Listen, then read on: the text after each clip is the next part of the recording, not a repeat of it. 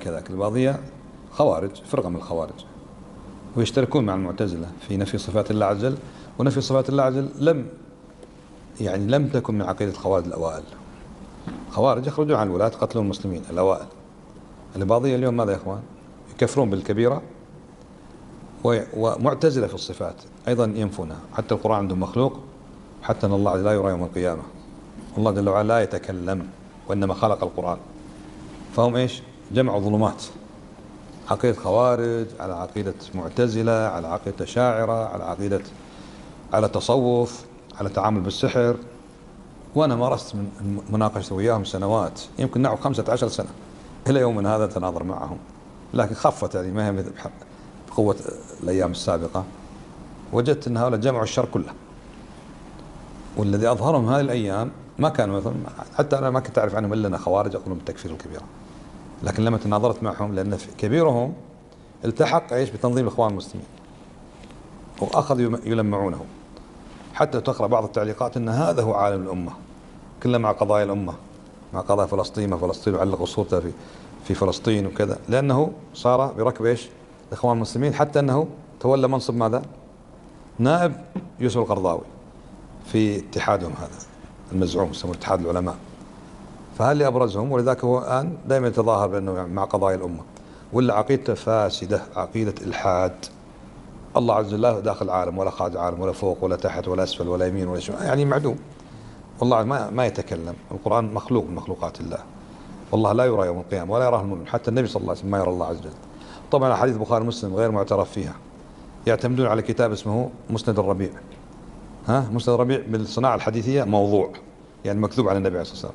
صح يجتمع على بعض الأحاديث هي أصلها موجودة في كتب السنة، لكن هم كسند هذا كتاب أصلا مؤلفه ذكر اسما له، ويقول بعض العلم وهذه شخصية لم تلدها النساء، يعني واحد وهمي واضعين هكذا، شيء عجيب. بعدين فيهم بغض لأهل السنة، يحبون الرافضة ويحبون الصوفية ويحبون ويكرهون أهل السنة ويسمونهم وهابية، أشد من كرههم لليهود والنصارى.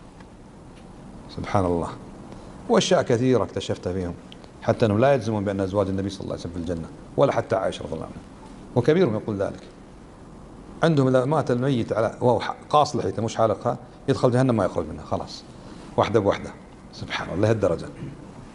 حتى مرة كنت أناقش واحد بالواتساب بتدرج معه حتى يعني أحاجزه، قلت واحد سرق علبة كبريت مات ولا ميت إلى الله يخلد في جهنم؟ قال نعم يخلد في جهنم. والله علبة كبريت شو له باقي ملايين يعني. شوف يعني حتى عود واحد سرقه مات إلى الله وخلد في نار جهنم. فرد علي أحدهم واحد من كبارهم قال حديث في صحيح البخاري ومسلم مشهور اللي هو من اقتطع حق امرئ بيمينه ادخله الله، ما من أحد يقتطع حق أخيه المؤمن أو المسلم بيمينه إلا حرم الله على الجنة وادخله النار. قال ولو كان شيئا يسيرا يا رسول الله؟ قال ولو كان عودا من أراك. انتبهتم؟ فقل شوف العود يستوجب حمام الجنة ودخول النار. قطع حديث أحاد، هذا في العقيدة أنتم ما تؤمنون. انتبهتم؟ هو حديث أحاد، أنتم بالعقيدة ما تستدلون بالحديث الأحاد. يعني إذا وافق هواك والعقيدتك استدلت فيه تورط. كتب لي قال أنت ما منك طب.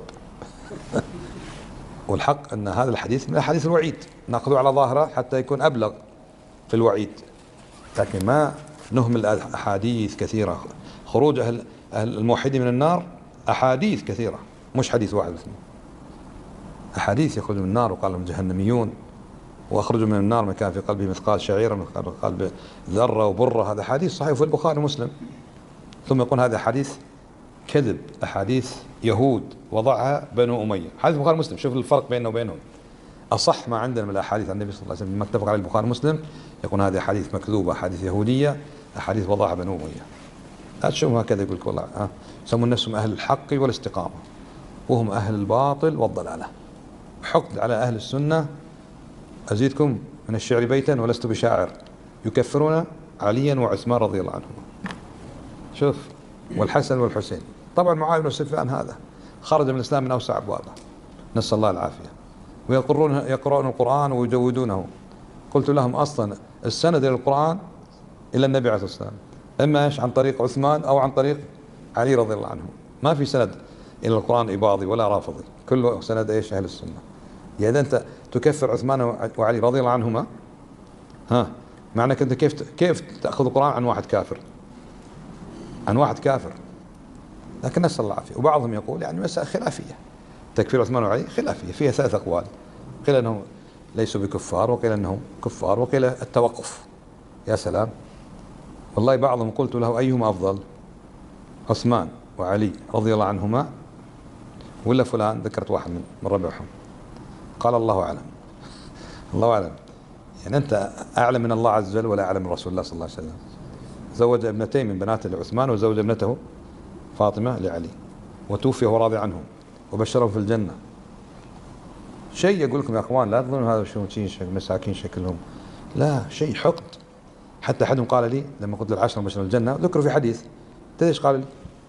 قال شنو الرسول على كيفه يدخلون الجنة؟ الرسول على كيفه، والرسول تكلم من هواه، ما تقرأ القرآن وما ينطق عن الهوى، أخبره الله، وحي من الله أخبر بأنه 10 في الجنة، مش تقول على كيفه ولا مش على كيفه. نسأل الله العافية. بعدين أخلاق سيئة جدا، سووا نفسهم هكذا دينين ومش عارف ايش، أهل حق. إذا تكلم شديت معه الكلام، كلام من أوسخ ما يكون، سب وشتم ولعن، نسأل الله العافية. هذول خطرهم شديد جدا. لما ماذا يا إخوان؟ طلعت وسائل التواصل هذه وقالوا، ولا أول والله ما تسمع لها هذول أن الإباضية ناس يكفرون بالكبيرة، لكن لما طلعت التواصل هذه أخذوا ينشرون عقيدتهم، ولما التحق هذا بتنظيم الإخوان المسلمين أخذوا يمجدون حتى الإخوان، وهذا الددو ما ددو يذهب إليه ويقبل راسه، والثاني سليمان الجبيلان، والثالث سلمان العودة، يروح ولا وكذا. إيش هذا؟ هو كما قلت لكم. انتبهتم؟ نسأل الله العافية. طيب كمل.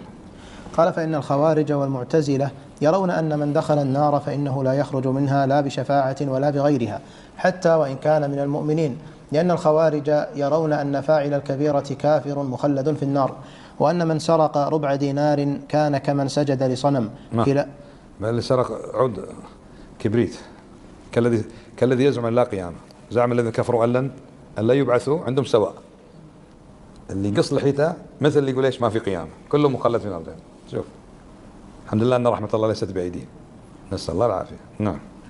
كلاهما كافر مخلد في النار. قال والمعتزلة يرون أن فاعل الكبيرة خارج من الإيمان غير داخل في الكفر، بمنزلة بين منزلتين. نعم. قال فهو في منزلة بين منزلتين، لكن حكمه في الآخرة عندهم أنه مخلد في النار، فوافقوا الخوارج في حكم مرتكب الكبيرة في الآخرة. فلهذا كان رواة هذا ما يعني يقوله الإباضية، يقول احنا نصلي معاكم واحنا ما بيننا فرق وكذا، يعاملنا مع المسلمين في الدنيا، لكن إذا مات واحد على غير دين الإباضية فهو مخلد في نار جهنم. يقول لو صام الدهر كله وتصدق بذهب كالجبال وسجد حتى خرج عظم جبهته، إذا ما كان إباضي فهو مخلد في نار جهنم. هذه نص عليه في كتبهم المطبوعة حديثا، وأنا أنقل منها وأرسل لهم. يقول حتى لو سجد ما سجد وصلى وخرج عظم جبهته وصام الدهر كله وأنفق ما دام مات على غير دين الإباضية فهو مخلد في نار جهنم. ويتظاهرون بأن احنا نحب المسلمين وقضية فلسطين. فلسطين ذو كله عندكم ايش؟ إذا ماتوا مخلدين في جهنم لأن ما هم إباضية.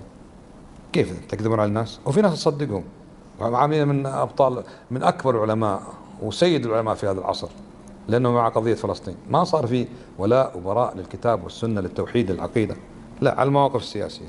تغل الموقف السياسي معهم تجد ايش؟ يرفعونك يضعونك في عليين.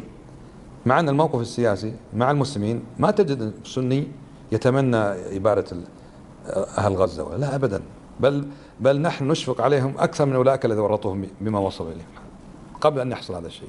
إن اتقوا الله في الناس.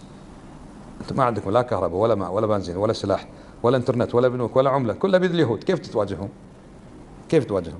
قال إن تنصروا الله ينصركم. طيب فهمتم ينصركم؟ ما فهمتم أن تنصروا الله؟ هل الناس نصروا الله اليوم؟ هل اليوم جمهور المسلمين نصر الله عز وجل؟ استقامة في الدين والأخلاق والتقوى والتوحيد والعقيدة، هل هكذا حال المسلمين؟ جيش النبي عليه الصلاة والسلام مخالف واحدة، قال الغنيمة هزموا في أحد، وأنت جاي من أمة غارقة في المعاصي والمخالفات، حتى الشرك عندهم، عبادة قبور وأولياء وبدع ومحدثات ومعاصي وكبائر، تقول الله ينصرهم؟ عدل في المسلمين أول شيء، عدل في نفسك. ما عاد تتكلم في الدين، كلام كله في السياسة، ولا يتكلم قاداتهم يتكلم ولا يأتي عن الدين بشيء أبدا. نسأل الله العافية.